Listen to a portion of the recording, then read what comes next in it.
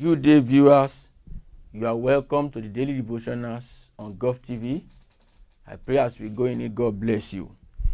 We are in the second quarter of the Sunday school year that runs between December 2022 and February 2020, December 2021 and February 2022. The general theme of this quarter lessons is keeping the marriage covenant. Keeping the marriage covenant.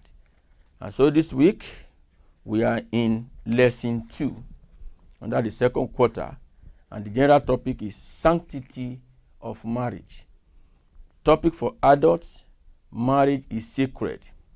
Topic for youth, marriage is a dignified institution. Topic for intermediate, marriage is a holy institution. And the memory verse of the lesson is taken from the book of Hebrews, chapter 13, verse 4. It reads, marriage is honorable among all, and the bed undefiled, but fornicators and adulterers God will judge. Shall we just pray? Daddy, we bless your name for this moment. We pray as we go into your word now, you will speak unto us, and you will bless both the speaker and the hearers in Jesus' name. Give us understanding and the grace and power to hear and to practice the word in Jesus' name. Thank you, Father, for in Jesus' mighty name we pray. Amen. Today is Friday, 10/12/2021. The topic for today is God approves monogamy. God approves monogamy. We are taking our text from the book of Genesis, chapter 2, verses 18, then 22 through 25.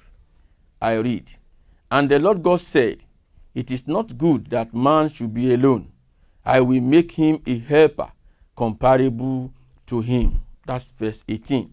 Now 22 to 25. Then the rib which the Lord God had taken from man, he made into a woman, and he brought her to the man. And Adam said, this is now bone of my bones and flesh of my flesh. She shall be called woman, because she was taken out of man. Therefore a man shall leave his father and mother, and be joined to his wife, and they shall become one flesh. And they were both naked, the man and his wife, and were not ashamed. Praise the Lord. That is the word of God from the book of Genesis chapter 2, verse 18, talking about God approves monogamy. God's creative became completed when he made one man, one woman to be married to each other. If Eve was not sufficient for Adam, God would have created more than one woman for him. No matter what other schools of thought may say, aside this, their arguments are not strong enough to counter what God ordained. Christian marriage is not based on adaptation of human principle or postulation. It is based on biblical injunction. The original marriage of Adam and Eve is what God ordained for his people. No addition or subtraction.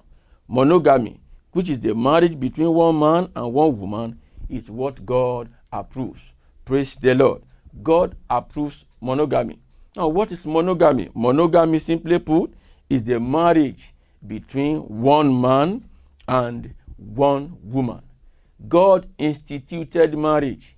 We read in the Bible that it was God who said, it is not good for a man to be alone. I will make for him a helpmate, somebody that looks like him. It was after the creation, God saw that none of the animals or fishes in the ocean could match Adam as a man. So God said, I will make a woman. And God took a rib from Adam and made a woman to signify that God approves just one woman or one wife for a man. Not only that, this also clarifies the fact that marriage is not meant for boys or girls, but marriage is the institution of God for man and woman to be married. One man, one woman. Whatever anybody says against this is not ordained by God. So, if a woman will not be sufficient for a man, God would have not made Eve alone for Adam. God would have continued to make other women for Adam. But God gave Adam one woman.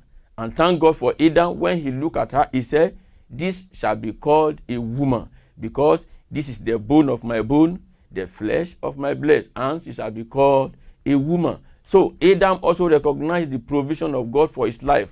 Everybody must also recognize the provision of God for his or her life. Don't forget, God approves monogamy, nothing against it. One man, one wife. That is the principle of God.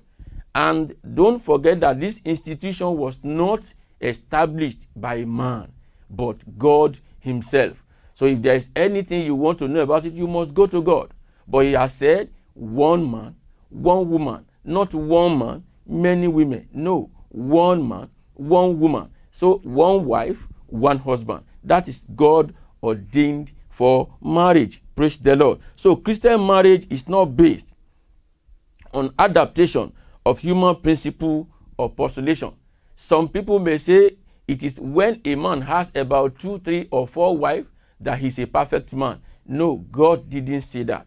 God didn't say that. He made a woman for Adam, showing that one woman is what he approves for a man. May God bless everyone in the name of Jesus. So Adam and Eve became one because God joined them together. The Bible says, and for this reason, a man shall leave his father and his mother, and shall cleave unto his wife. And the two, they shall not be two again, but they shall become one. The Bible also went further and said, they were both naked and were not ashamed. That is, they were transparent in their dealings with one another. They trusted themselves, they believed themselves, and they were living happily and joyfully together. This is the expectation of God for every marriage in life. If your home is going through stress or anything that is against the peace of God here, I want to advise this morning that you return to God. Go to his manual, which is the Bible, to know what is God saying about you, about your wife, and about your marriage, so that you can manage it according to the principle laid down by God. So then you shall have a success. May God help us, Lord, in Jesus' name.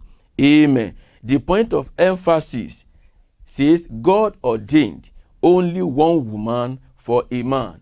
God ordained only one woman for a man. And the prayer point for this morning says, may I not go beyond what you ordained for us. I want you to close your eyes and say that prayer. May I not go beyond what you ordained for us. And having said that, let me quickly pray for you. Father, I thank you because your word has been sent unto us this morning. It has entered into our life, and I pray that the grace and the power to understand it and to stand with it and to practice it shall be granted unto us all in the name of Jesus. Both the hearer and the speaker, help us, Lord, to make our marriage work according to your purpose and plan for us. Thank you, Father, for in Jesus' mighty name we have prayed. Amen. Thank you very much for listening to this devotional this morning. If you are in need of prayer and counseling, you can contact us through the numbers that are displayed on your screen. God bless you. Amen.